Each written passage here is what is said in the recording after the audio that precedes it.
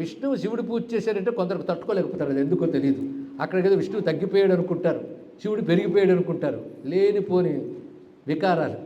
అందుకే రామేశ్వర మహాక్షేత్రం ఒకటి ఉంది, మనకు తెలుసు కదా, ఎక్కడ సేతుబంధేతు రామేశం. రామేశ్వరుడు ఉన్నా అంటే రాముడు శివుడిని పూజించడం ఏంటి, అదంతా కల్పితము అన్న పెద్ద పెద్దవాళ్ళు ఉన్నారండి. ఆ మాట ఏ ప్రమాణంతో ఉన్నారో మనకు అర్థం తెలియదు. అనడమే కాదు, నోటుకొచ్చిన అవాచ్యాలు, అంటే వాళ్ళ లోపల ఉన్నటువంటి ఆ శివద్వేషం, శివుడి పట్ల కించిత్ దృష్టి ఏదైతే ఉన్నదో అది వాళ్ళ చేత మాట్లాడిస్తుంది. రామేశ్వరం రాముడు ప్రతిష్ఠ చేయలేదు అనడానికి ఎవరు ప్రమాణం? చేశాడనడానికి ప్రమాణములు ఉన్నాయి. శివపురాణం ప్రమాణం, స్కాందపురాణం ప్రమాణం. అంతేకాదు ఇప్పుడు అక్కడికి వెళితే వానర వీరుల పేర్లతో ఉన్న కూపములు ప్రమాణం, ఆ ప్రాంతం ప్రమాణం. రామేశ్వర లింగం రాముడి చేత ప్రతిష్ఠితమైన శివుడు అని అనేక ప్రమాణములు ఉన్నాయి. అంతదాకా ఎందుకు? ఇక్కడ ఉత్తరాదిలో రామకథని శాస్త్ర ప్రమాణంతో రాయడమే కాకుండా రామచంద్రుడు దర్శనం చేసి శివుని యాజ్ఞతో రచించిన తులసీదాస మహానుభావుడు ఈ రామేశ్వర క్షేత్రం గురించి తాను స్వయంగా రచించాడండి. ఇక్కడ ఎప్పుడు చేశాడు ఇది? ఇంకొక మాట అంటారు, రామచంద్రమూర్తి బ్రహ్మహత్యాపాతకం పోవడానికై లింగ ప్రతిష్ఠ చేశాడు అని ఎక్కడో ఎవరో అన్నారేమో, కానీ అలా లేదు, ప్రమాణి గ్రంథాల్లో అది లేదు. ఇది రావణ వధ చేసిన తర్వాత బ్రహ్మహత్యాపాతకం పోవడానికే రాములు వారు రామేశ్వర ప్రతిష్ఠ చెయ్యలేదు. ఇది స్పష్టంగా తెలుసుకోవాలి. ఏది ప్రమాణము అంటే శివపురాణమే ప్రమాణం. ద్వాదశ జ్యోతిర్లింగాల్లో రామేశ్వరం గురించి చెప్తూ స్పష్టంగా చెప్పారు. రామచంద్రమూర్తి సేతుబంధనం చేయడానికి ముందు, అప్పుడు సముద్ర తీరంలో ఉన్నాడు ఆయన, సేతుబంధనం చేయడానికి ముందు తనకిష్టమైన శివుణ్ణి పూజించాడు. ఎందుకంటే యాత్రాకాలంలో శివుణ్ణి పూజించని చెప్పారు కదా, ఇప్పుడు యాత్ర చేయబోతున్నాడు, సముద్రం దాటి వెళ్ళి యుద్ధం చేయాలి. అందుకుగాను ప్రేమగా శివుణ్ణి పూజించాడు. అందుకని ఏదో పాపం పోవడానికి పూజించడం కాదు. పరమాత్మకు పాపం ఏమిటండి? ఆయన వచ్చిన ప్రయోజనం అది. క్షత్రుడిగా దోషమే కాదు, అసలు దుష్టశత్రు సంహారం చేయడం దోషమే కాదు. కనుక బ్రహ్మహత్యాపాతక నివృత్త్యర్థం మాత్రం కాదు అది. ఆయన శివ ప్రీత్యర్థం, ఇంకా చెప్పంటే తన ప్రీత్యర్థం చేసుకున్నాడు. రామేశ్వర ప్రతిష్ఠ చేశాడు, స్పష్టంగా శివపురాణంలో చెప్పబడుతుంది. ఇక్కడ ఈ సన్నివేశంలోనే తులసీదాస్ కూడా అద్భుతంగా రచించాడు. సరే, ఆయనేం రచించాడని తర్వాత చెప్పుకుందాం. అయితే ఇలా మనకు ప్రమాణం కనబడినప్పుడు అంగీకరించడానికి ఒప్పుకుంటే తప్పేముందండి? దశరథుడే రామపూజ చేసినప్పుడు వాళ్ళ తండ్రిని అనుసరించి తనయుడు మాత్రం చేయడా? నిన్న క్షీరేశ్వరుడు దశరథ మహీపతి ప్రతిష్ఠ చేశాడు అక్కడ. ఈయన మంత్రేశ్వరుని ప్రతిష్ఠ చేసుకున్నాడు. అంతేకాదు, రాముణ్ణి మించిన శివభక్తులు లేడు, శివుణ్ణి మించిన రామభక్తులు లేడు అనేది సనాతన ధర్మం తెలిసిన ఎవరైనా ఒప్పుకుంటారు. లేకపోతే ఇదంతా చెప్తున్నది ఎవరు? శివుడే చెప్తున్నాడు. అధ్యాత్మ రామాయణం అంతా శివుడు పార్వతికి చెప్పినదే. విశేషించి రామతారక మంత్రం ఇది అని చెప్పినవాడే శివుడు. అందుకే విష్ణు భక్తులు అని చెప్పి శివుడిని కించపరిస్తే గురుద్రోహ పాతకం వస్తుంది తెలుసుకోండి. గురువు ఆయన శ్రీరామ రామ రామేతి అని రామ మంత్రాన్ని చెప్పాడు. అంత మహామంత్రానికి ఉపదేశించడు సాక్షాత్ పరమేశ్వరుడు. రాముడు అంటే చాలు కరిగిపోతాడు. అందుకే రామ తాపిని ఉపనిషత్తులో కాశీక్షేత్రం రుద్రుడు తపస్సు చేస్తే రాముడు సంతోషించట. స్వామి నీకు నేనేమి ఇవ్వాలన్నాడు ఆయన. అంటే ఇక్కడ ఎవడు పరమపదించినా వాడు చెవులో నీ నామం చెప్తాను, ముక్తిని ఇవ్వవయ్యా అన్నట్టు. ముక్తి నువ్వే ఇస్తావయ్యా అని చెప్పాడు. ఇది ఒక గొప్ప రహస్యమైన అంశం. అది రామతాపనీయ ఉపనిషత్తులో కనబడుతుంది. ఇది పురాణ గాథల్లో మనకు కనబడుతున్నది. అదే రామతత్వం బాగా తెలిసిన వాడు ఎవడంటే శివుడే. అలాగే శివతత్వం బాగా తెలిసిన వాడు నారాయణుడే. ఎందుకంటే ఇక్కడ ఏదోలా తప్పించుకున్న భారతంలో ఎక్కడ తప్పించుకుంటాం? భారతంలో అనుశాసనిక పర్వంలో, శాంతి పర్వంలో స్పష్టంగా ఉంది. కృష్ణ పరమాత్మ ఉపమన్యుడి దగ్గర దీక్ష తీసుకొని శివుని ఉద్దేశించి తపస్సు చేసి శివసాక్షాత్కారం పొంది శివశాస్త్ర నామములు చేశాడు. శివనామ నిరుక్తం చెప్తాడు స్వయంగా. శివనామ నిరుక్తము కృష్ణుడే చెప్పాడని మహాభారత అనుశాసనిక పర్వంలో ఉన్నది. అదేవిధంగా కృష్ణుడు చెప్పిన శివశాస్త్రనామాలు కూడా అనుశాసనిక పర్వంలో ఉన్నాయి. ఏ భారత అనుశాసనిక పర్వంలో విష్ణు శాస్త్రనామములు ఉన్నాయో అదే మహాభారతం, అదే అనుశాసనిక పర్వంలో శివశాస్త్రనామాలు కృష్ణుడు చెప్పిన ఉన్నప్పుడు ఒకటి ప్రమాణం తీసుకుని ఇంకోటి ప్రమాణం కాదంటానికి మీరెవరు? మీరు చెప్పింది కూడా ప్రమాణం కాదంటానికి ఇంకోరు తయారవుతారు. కనుక రామేశ్వరం అనేటటువంటి విషయంలో రాముడు ప్రేమగా పూజించుకున్నాడు శివుణ్ణి అని భావించడంలో తప్పేమీ లేదు. ఇది తెలుసుకోవాలి. అయితే వాల్మీకి రామాయణం లేదు కదండి అని కొందరు యొక్క మాట. వాల్మీకి రామాయణంలో ఏముంది? రామనామం తారక మంత్రము ఇలా జపించాలని ఉందా వాల్మీకి రామాయణంలో? మరి రామతారక మంత్రము, జపము, ఉపాసన, యంత్రము, మంత్రం ఉన్నాయి కదా. రామాయణం లేదని నువ్వు మానేస్తున్నామా? అలాగే రామాయణంలో భద్రాచలం గురించి లేదు కనుక భద్రాచల క్షేత్రం రామక్షేత్రం కాదనే పాపానికి పూనుకుంటామా?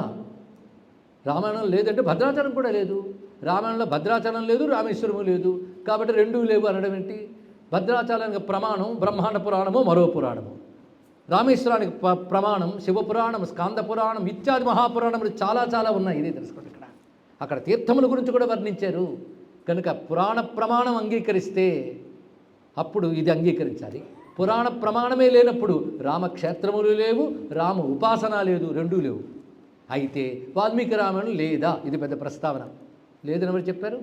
శ్రద్ధగా విందాం, శ్రద్ధగా చూడాలి. ఎందుకంటే పురాణ భక్తి వేరు, కావ్య సంప్రదాయం వేరు.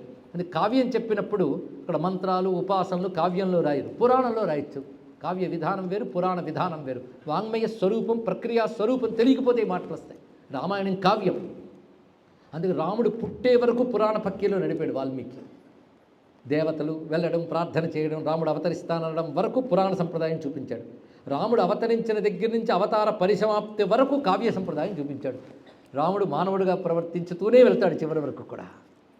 రావణ వధ తర్వాత రాముడిలో విష్ణుత్వాన్ని దేవతలు చూస్తారు, దేవతలు మాత్రమే. అక్కడ ఒక మర్మం చూపించాడు వాల్మీకి. లేకపోతే వాల్మీకి రామాయణం అంత తేలిగా అర్థం చేసుకోవడం.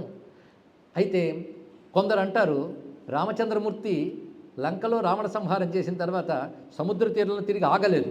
నిజమే. అక్కడ నుంచి అలాగే సాగిపోయి భరద్వాజాశ్రమం దగ్గర దిగాడు ఆయన. మధ్యలో ఆగలేదు, నిజమే. మధ్యలో ఆగని కాడికి అక్కడికి వచ్చి రామలింగ ప్రతిష్ఠ ఎలా చేసాడని పెద్ద తర్కం చూపించడం మురిసిపోయి చెప్తూ ఉంటారు. అక్కడ ఆగాడని ఎవరు చెప్పారు? ఆయన ఆగలేదు, అక్కడ లింగ ప్రతిష్ఠ చేయలేదు. కానీ సముద్రం సేతుబంధనం చేసే ముందు అక్కడ ఆగాడుగా, లక్ష్మణుడికి అభయం ఇచ్చాడుగా, అప్పుడు చేశాడు ఆయన. తిరిగి వచ్చేటప్పుడు కాదు. ఇది ముందే చెప్పుకున్నాం మనం ఇక్కడ. అయితే తిరిగి వచ్చేటప్పుడు పుష్పక విమానం మీద కూర్చొని సీతమ్మతో ఒక మాట అంటాడు స్పష్టంగా. ఇక్కడ జరిగింది, ఇక్కడ విభీషణుడికి అభయం ఇచ్చాను, ఇక్కడ ఈ సముద్ర తీరంలో నేను మహాదేవుని పూజించాను అని వాల్మీకి రామాయణంలో స్పష్టంగా ఉంది. యుద్ధకాండం చివరడు మహాదేవుని పూజించాను అని చెప్తుంటే నీకేం అభ్యంతరం? మరొక శివద్వేషి విష్ణు భక్తుడిని అనుకుని రామాయణానికి భాష్యం రాశాడండి. ఎక్కడ శివ సంబంధమైన వచ్చినా అక్కడ కసితీర శివుడిని నిందిస్తూ వాక్యాలు రాశాడు. అవి ఎలా ప్రమాణంగా నెత్తికెత్తుకున్నారో తెలియదు, కానీ విష్ణువు మాత్రం మనకు క్షమించడు, అందులో సందేహం లేదు. ఇక్కడ స్పష్టంగా నేను ఇక్కడ మహాదేవుడిని పూజించాను అని చెప్తూ ఉంటే ఈయన గారు వ్యాఖ్యానిస్తూ మహాదేవుడు అనగా సముద్రము, ఇక్కడ నేను సముద్రుడిని పూజించానని చెప్పాడు అని వాడు రాశాడు. ఎవడు చెప్పాడండి? సముద్రానికి మహాదేవ నామం అంటారని రామాయణంలో ఎక్కడైనా ఉందా? ఏ గ్రంథంలోనే ఉందా? మహాదేవ నామం శివుడు విద్దు అన్వర్థము. అందుకే కుమార సంభవాది గాథలు చెప్పినప్పుడు బాలకాండలో మహాదేవ శబ్దంతో శివుని చెప్పారు కదా. కానీ మహాదేవ అంటే శివశబ్దమే స్పష్టంగా కనబడుతున్నప్పుడు కాదని చెప్పడానికి అంత దురన్వయాలకు ఎందుకు వెళ్ళాలో తెలియట్లేదు. అంత కడుపు నిండా ద్వేషం పెట్టుకుని మాకు శివద్వేషం లేదు సుమా అని మళ్ళీ సవరించుకుంటూ చెప్పడం ఏంటో అర్థం కాదండి. మాకు శివద్వేషం లేదు, ఎందుకంటే శివుడు కూడా భాగవతోత్తముడు. అంటే వీళ్ళ ఉద్దేశంలో శివుడు భాగవతోత్తముడే కానీ భగవంతుడు కాడు అని చెప్పడం వీళ్ళ అసలు ఉద్దేశం. పొరపాటును కూడా భగవంతుడు మాట అనరు వాళ్ళు. శివుడిని అలా అంటారు. శివనామం పలకడమే తప్పు అని భావించేవాళ్ళు, శివుణ్ణి పూజించొద్దని బోధించేవాళ్ళు వాళ్ళు. అటువంటి ద్వేషం లేదు ఎలా అంటారండి? ఆఖరికి ఎంత మాట అంటారంటే రుద్రుడు శివుడు విష్ణువు పాదాల నుంచి వచ్చిన గంగ నెత్తిపెట్టుకున్నాడు కనుక అప్పుడు శివుడు అయ్యాడన్నారు. అరే అంతకుముందు శివనామం లేదా? రుద్రుడు అంటే మీ ఉద్దేశం ఏంటి?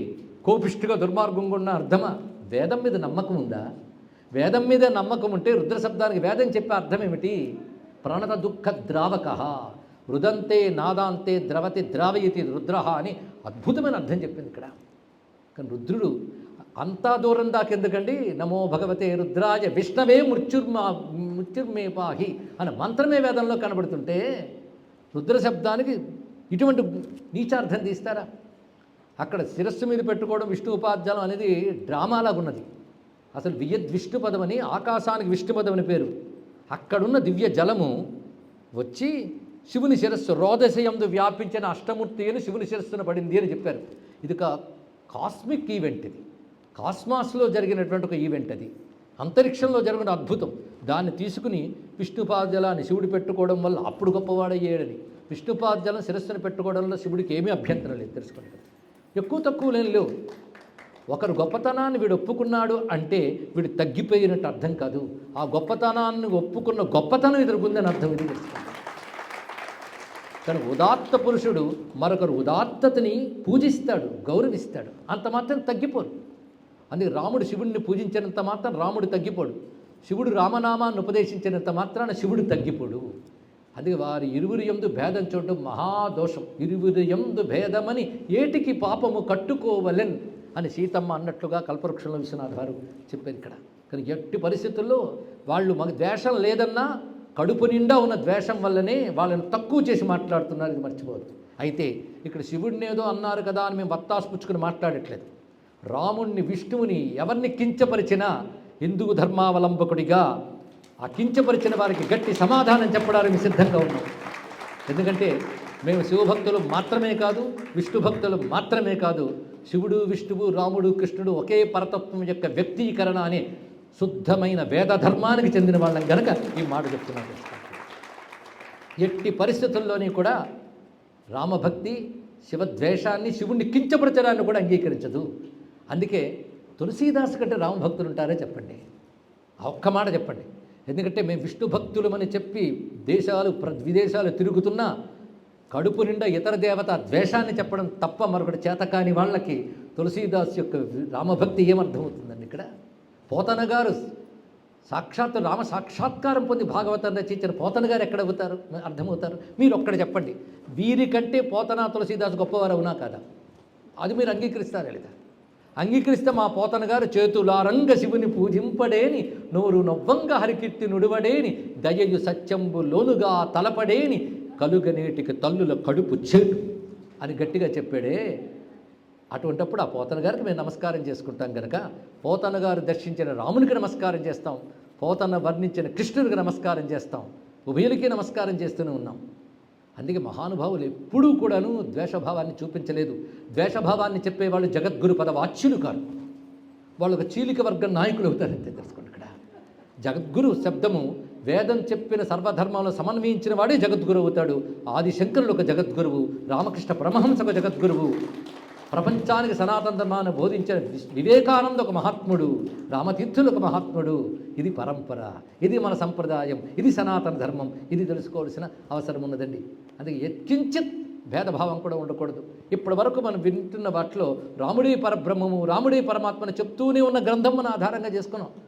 శివుణ్ణి అడిగితే నిజమే అంటాడు, రాముడు పరమాత్మ, రాముడు నా ఉపాస్యం అంటాడు. రాముడిని అడిగితే శివుడే నాకు ఉపాస్యం అంటాడు. అందుకే రాముడికి ఈశ్వరుడా, రాముడే ఈశ్వరుడుగా కలవాడా అని రెండు తగాదాలు పడ్డాడు దేవతలు. రాముడే ఈశ్వరుడుగా కలవాడు రామేశ్వరుడు, అలాగే రాముడికి ఈశ్వరుడు రామేశ్వరుడు, రాముడు ఈశ్వరుడు కలిపి రామేశ్వరుడు అన్నాడు. బాగుందండి, ఇక్కడ ఎలా చూసినా రామేశ్వరం గొప్ప భావం ఇక్కడ. అందుకే తెలుగునాట ఎక్కడ ఏ ఆలయం పెట్టినా రామలింగేశ్వరుడు అని చెప్తారు, అదేమిటో తెలియదు ఇక్కడ. అంటే దక్షిణాపథానికి అది ప్రధానంగా ఉన్నది. శ్రీ రామనాథాయ నమశివాయ, ఇది రామేశ్వర శబ్దం, రామేశ్వర తత్వం. ఇది స్పష్టంగా శివపురాణంలో చెప్పబడినట్లుగా సేతుబంధనానికి పూర్వమే రామేశ్వర ప్రతిష్ఠ జరిగింది. ఇక మహాభక్తుడైన తులసీదాసు సీతారామచంద్ర సాక్షాత్కారం పొందిన మహాత్ముడు, ఆయన చరిత్రలోనే మనకు కనబడుతున్నది. ఆయన శివుని ఆజ్ఞతోనే రచించాడు ఏది? రామాయణం, రామచరిత మానస్. ఆయన పేరు చెప్తే రాముడు సంతోషితుడు అయోధ్యలో. ఈ అయోధ్యకు వచ్చి రాశాడు. అయోధ్యకి వెళ్ళి రాయముడు చెప్పింది శివుడు, ఇక్కడికి వచ్చి రాశాడు ఆయన. ఆ రచించిన ఒక మాట అంటాడు, భవానీ శంకరౌ వందే శ్రద్ధావిశ్వాసరూపిణౌ యాభ్యాం వినా నపశ్యంతి సిద్ధాహ స్వాంతస్థమీశ్వరం. రమ్యమైన శ్లోకం చెప్పాడండి. శ్రద్ధావిశ్వాసములు భవానీ శంకరుడు, వాళ్ళకి నమస్కరిస్తున్నాను. ఎందుకంటే ఈ రెండూ లేని వాళ్ళు సిద్ధులైన హృదయంలో ఉన్న పరమాత్మను చూడలేరు, అసలు సిద్ధులే కాలేరు. అంటే శ్రద్ధావిశ్వాసములు లేని వారు హృదయంలో పరమాత్మను చూడలేరు, అవునా లేదా? ఆ శ్రద్ధావిశ్వాస రూపిణౌ భవానీ శంకరౌ అన్నాడు ఇక్కడ. అంటే శ్రద్ధావిశ్వాసం అన్న ఒకటేనండి నిజానికి అర్థం. శ్రద్ధ అంటే శాస్త్రమనందు విశ్వాసం, విశ్వాసం అంటే విశ్వాసమే. మరి శ్రద్ధావిశ్వాస రూపిణౌ భవానీ శంకరు అనడంలో ఉద్దేశం ఏంటంటే శ్రద్ధావిశ్వాసములు ఎలా వేరు కావో శివపార్వతులు అలా వేరు కాదు. అలాంటి భవానీ శంకరులు నమస్కారం చేసి నేను రచిస్తున్నాను అన్నాడు. ఎందుకంటే వాళ్ళ కృప లేకపోతే రాముడు దొరకడు, ఎందుకంటే గురుకృప లేకపోతే భగవంతుడు దొరకడు కదా. అందుకే రాముని కృప ఉండాలంటే భవానీ శంకరుడు దయ ఉండాలి, భవానీ శంకరుడు దయ ఉండాలంటే సీతారాముడు దయ ఉండాలి. అందుకే శివభక్తులు విష్ణువుని గురుస్థానంలో పెట్టుకుంటారు, విష్ణు భక్తులు శివుని గురుస్థానంలో పెట్టుకుంటారు కనుక విష్ణువుని నిందించే శివభక్తులు కానీ శివుని నిందించే విష్ణు భక్తులు కానీ గురుద్రోహులు అవుతారే తప్ప వాళ్ళకి ఉభయుల అనుగ్రహం లభించదు, తెలుసుకోవాలి. అయితే మా ఆగమం ప్రకారంగా మేము విష్ణువుని తప్ప శివుణ్ణి కొలుచుకోం అని వీరంటే, మా ఆగమం ప్రకారంగా శివుణ్ణి తప్ప విష్ణువుని కొలుచుకోమంటే సంతోషమే. ఆ నియమంలో ఉండండి. వీడిని వాడిని కొలుచుకోమని అభ్యంతర పెట్టం. విష్ణువునే కొలుచుకోండి. కానీ ఆ నూతిలో మండూకానికి ఆ నుయ్యి ఎలాగో, ఈ నూతిలో మండూకానికి ఈ నుయ్యే అలాగే అని తెలుసుకుని విష్ణు నింద కానీ విష్ణువుని కించపరచడం కానీ చెయ్యరాదు శివభక్తులు. శివనింద కానీ శివద్వేషం కానీ శివుని కించపరచడం కానీ చేయకూడదు విష్ణు భక్తులు. ఒకవేళ వాళ్ళని ఎవడైనా శివుడి గురించి అడిగారు అనుకోండి, ఏం చెప్పాలో తెలుసా? నేను చదువుకున్న ఆగమం, నేను అనుసరిస్తున్న ఆగమంలో శివతత్వం చెప్పబడదు కనుక నాకు తెలియదు, నేను చెప్పను, చెప్పలేను అని ముఖం ముడుచుకొని క్షమముగా ఉంది. నాకు తెలియదు అది. నేను చూస్తే ఈ కళ్ళజోడులోనే శివుడిని చూస్తాను. శివుడి గురించి మాట్లాడితే శివపురాణం చూడాలి, శివాగమాలు చూడాలి, శైవ గ్రంథాలు చూడాలి, శివమంత్రాలు చూడాలి. అది నేను చదవలేదు, నాకు అవసరం లేదు కనుక నేను దాని గురించి మాట్లాడను, నన్ను నరక్కండి అంటే వాళ్ళు పూజ్యులు అవుతారు. అలాగే శివభక్తులు విష్ణువుని పూజించాం అనుకునే వాళ్ళని, మాకు విష్ణువు గురించి తెలియదండి, మా శివుని పూజించడం ఒకటి తెలుసు, బతుకులు ఎన్నెన్ని తెలుసుకోగలం, ఇది ఒకటి చాలు అన్నారు, వాళ్ళని పూజ్యులే. అందుకే మీది కాని విషయంలో వేలు పెట్టవద్దు అని వారికి చెప్తూ, అటు ఇటు ఒకే పరతత్వాన్ని చూడగలిగేటువంటి సనాతన ధర్మం, వైదిక ధర్మం ఏదేందో దాన్ని అనుయాయులుగా చెప్తున్న మాట ఇది. సమగ్ర హిందూ ధర్మానికి మనం ప్రతినిధులుగా ఉంటూ దాని వారసులుగా ఉంటూ మాట్లాడవలసిన మాట ఇది. ఈ భావమే హైందవ ధర్మాన్ని కలపగలదు, వైదిక ధర్మాన్ని కలపగలదు అని చెప్పిన పెద్దల మాటలను శిరసా వహిస్తూ, ప్రస్తుత కాలం ఇది అవసరం కనుక ఇది చెప్పేమో కానీ విరుద్ధం కాదు. పైగా ఈ మాటలకి అయోధ్యలోనూ రాముడు ఎంత పొంగిపోతాడో ఈ జీవుడికి తెలుసు. అయోధ్యలో చెప్తున్న ముఖ్య విషయం ఇది. అందుకే ఇక్కడ సేతుబంధనం చేసేటప్పుడు రాముడు శివలింగ ప్రతిష్ఠ చేశాడని తులసీదాసు ఎంత అందంగా చెప్తున్నాడంటే, లింగదాపి విధివత్ కరి పూజ శివసమాన ప్రియమోహిన దూజ. అక్కడ విధివత్ శాస్త్ర పద్ధతిలో లింగ ప్రతిష్ఠ చేశారు ఎవరు? రామచంద్రమూర్తి. ఎక్కడ? సముద్ర తీరంలో. అప్పుడు అంటున్నట్టు వాళ్ళందరితో, శివసమాన ప్రియమోహి నదూజ, శివుడితో సమానమైన వాడు నాకు మరొకడు లేడు సుమా అంటున్నాడు రామచంద్రమూర్తి. అంతేకాదు, శివద్రోహి మమ భగత్ కహావా సోనురు సపనిహి మోహి నపావా శంకర బిముకు భగతి చకమోరి సో నారకి మూఢమతి ధోరి. ఇది నేను అనట్లేదండి, నేనే గట్టిగా అన్నానంటే నాకంటే గట్టిగా అన్నాడు ఈ మహానుభావుడు. ఏంటి? శివద్రోహి, శివద్రోహి అయి నాకు భక్తున్నని చెప్పినవాడు స్వప్నంలో కూడా నన్ను పొందలేడు. గొప్ప విషయం చెప్తున్నాడు. అలాగే శంకర విముఖుడై మాకు శంకరుని పూజించడం అండి, మేము పూజించాం, తప్పేముంది, మేము క్రైస్తవులను గౌరవిస్తాం కానీ క్రీస్తుని పూజిస్తామన్నాడు ఒక మహానుభావుడు. అనొచ్చు అతన్ని. అంటే ఎంత అవమానిస్తున్నాడో చూడండి అతనికి. అంటే లోపల ఎంత ద్వేషం ఉందో. వాళ్ళని ఆచార్యులుగా ఎంచుకున్న వాళ్ళు దురదృష్టం అండి. ఎలాంటి మాట్లాడుతున్నారండి వాళ్ళు ఇక్కడ. అందుకే శంకర విముఖు భగతి చకమోరి సో నారకి మూఢమతి ధోరి అన్నాడు రామసాక్షాత్కారం పొందిన తులసీదాసు మహాకవి. అందుకే రామభక్తి సామ్రాజ్యం అనే అయోధ్యలో శివనింద చెయ్యరు. రామభక్తి సంప్రదాయానికి, వైష్ణవ సంప్రదాయానికి చెందిన వాళ్ళు ఉన్నప్పటికీ శివుణ్ణి కించపరచరు. మీరు గమనించింది ఇక్కడ. ఇక్కడ రామకథ చెప్పేటప్పుడు చివరికి నమ పార్వతీపతయే హరహర మహాదేవ అని పూర్తి చేస్తున్నారు. ఇది మంత్రేశ్వరుణ్ణి రాముడు ప్రతిష్ఠ చేశాడు అనగానే ఆ మంత్రేశ్వరుణ్ణి రాముణ్ణి తలంచుకుంటే ఆవేశం సాగర తీరం దాకా వెళ్ళింది అయోధ్య నుంచి.